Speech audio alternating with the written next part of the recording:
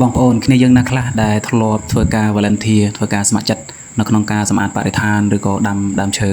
នៅតាមទីសាធារណៈបងប្អូនថ្ងៃនេះខ្ញុំមកមើលដើមឈើដែលខ្ញុំធ្លាប់បានស្ម័គ្រចិត្តដាំកាលដែលនៅរៀននៅសាកលវិទ្យាល័យបងប្អូនបាទនេះគឺជាដើមឈើដើមប្រភេទដើមធ្នង់បងប្អូនបាទដើមធ្នង់ព្រៃដែលធ្វើការដាំនៅមាត់ស្ទឹងសៀមរាបនៅម្ដុំវត្តប្អិនកសីបាទមកខាងស្ទឹងទល់មុខគ្នាហ្នឹងបាទកាលនោះគឺប្រហែលជាខ្ទង់ជិតចូល10ឆ្នាំហើយបងប្អូនជិតចូល10ឆ្នាំហើយកាលពីនៅរៀនសាកលម្លេះបាទហើយថ្ងៃនេះក៏មកញ៉ាំកាហ្វេនៅក្បែរនោះនឹកឃើញអូដើមឈើដែលខ្លួនឯងដាំមិនដឹងជាធំប៉ុណ្ណាទេអញ្ចឹងក៏នាំគ្នាទៅមើលដើមឈើដែលខ្លួនបានដាំកាលនោះបាទកាលនោះមាត់ស្ទឹងគឺថាគេទៅតែត្រូវបានរើអញ្ចឹងរៀបចំអត់ទាន់មានដើមឈើអត់ទាន់មានអី